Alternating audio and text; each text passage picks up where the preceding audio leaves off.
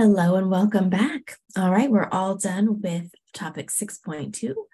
We're on to 6.3, which is to analyze and record transactions for purchases. Now, if you remember, we said that a merchandiser is unique in that they're going to have two sets of transactions, right? One to sell their product, whatever it is, to their happy customers. But before they can make that sale, they have to get the material. They have to get that product from either the manufacturer or their supplier, right? So the first thing we're going to do is look at the transactions to make those purchases. So first we have to make purchases before we can sell the merchandise. So we're going to look at the journal entries that we have to make from the standpoint of the merchandiser. What are the journal entries that merchant has to make to record those goods coming to them so they can sell them to their customers?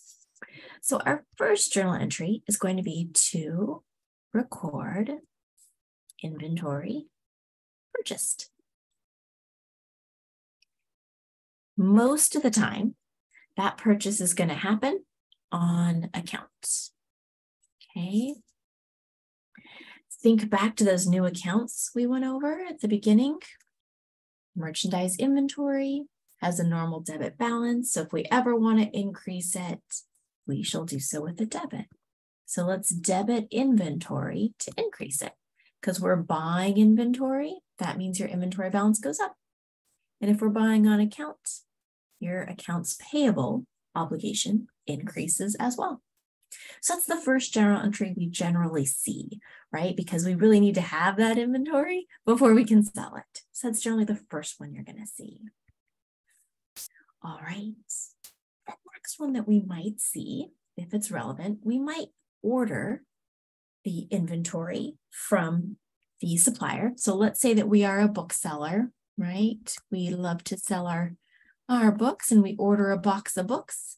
When that box gets to us, we notice that maybe one or two of the books inside are damaged. Maybe there was some water damage along the way. And perhaps we have a good relationship with our supplier and they say, you know what, return us any damaged goods. Wonderful. So that might be a journal entry we have to make. So to record the return of inventory, the journal entry we would make is obviously we have to decrease inventory. The inventory is going back to the supplier, so we no longer have it. So you need to decrease inventory. Okay. The other account, the offset, is going to be accounts payable. You're not going to pay for it if you're returning it, right? So you're actually just taking that first journal entry and flipping it. Really easy.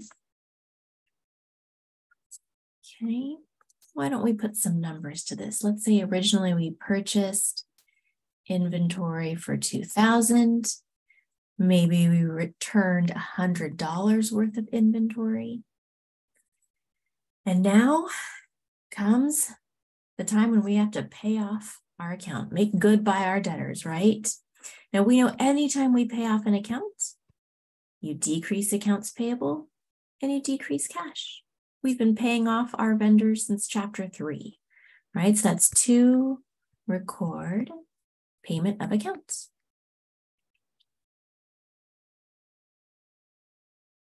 Okay, just remember that this payment is going to be for the net, meaning the original sales minus any returns, right? So 1,900 would be our amount that we pay off. That's how much we owe because we got a reduction to our account for the amount we returned, right? Those purchase journal entries really not too bad.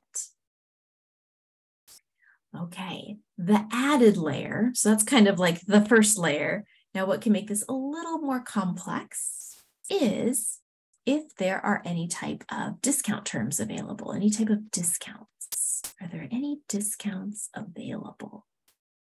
And we'll know that in a couple ways. Either it'll tell us in the problem or it'll show on the invoice that we have with our supplier. So let's say in the problem it tells us. So let me just modify this explanation up here in number 1. to record inventory purchased on account, credit terms. Let's say they're 2, 10, net 30.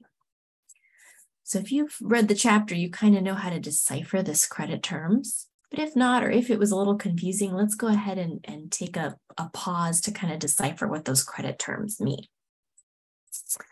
All right, so deciphering credit terms. So these are terms that are associated with a sale on account or a sale on credit.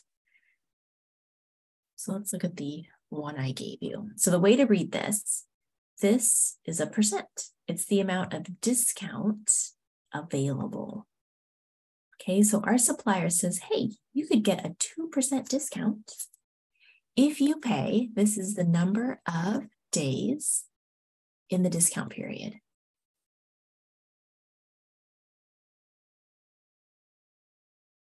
So our supplier says, hey, if you pay what you owe us in 10 days, get a 2% discount. They're trying to incentivize us to pay. But it's up to us. It's optional if we want to take advantage of that offer. If not, the net amount, so that means the gross purchase less any returns, right? The net is due within 30 days. This is the number of days in the total credit period. Okay. That's how to decipher it. Okay, and it could be anything. It could be 4, 15, net 80. It still means 4% in 15 days. And if not, the net is due in 80 days. Okay, so once you know how to read it, the percent comes first, number of days in the discount period, number of days in the credit period, you can read any credit terms. All right. So let's go ahead and put some dates to our example now. Let's say this was maybe January 1st. Maybe we had the return on January 5th. And then let's say on January 10th, we make a payment. If we pay in 10 days, even on the 10th day, we get the discount. So I usually just add 10 to the day of purchase. So it looks like if we pay on or before the 11th, we get the discount. So if that's true, it's going to change this journal entry. Okay, your journal entry is going to be different if there's a discount. So here's your journal entry to record payment of accounts, within the discount period, the discount period. If we did not act within the 10 days, it would be the journal entry that you've just had up there.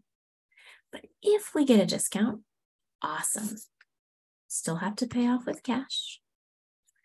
The amount of the discount, this is a tricky one. The account that goes to is your merchandise inventory.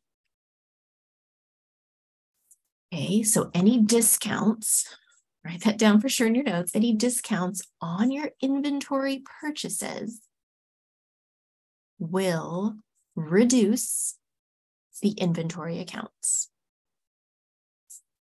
Okay, it's very hard for students to get that. They want to put it to some different account.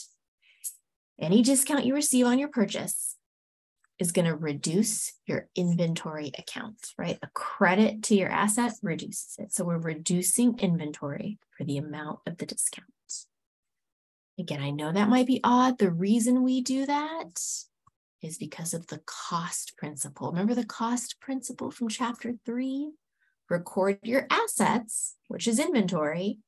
Record your assets at what you pay. If we get a discount, we're not paying for it. Okay, so you better reduce the account for any discount. All right, let's put some numbers to it now that we know all the ins and outs procedurally. Okay, accounts payable is still the 1,900.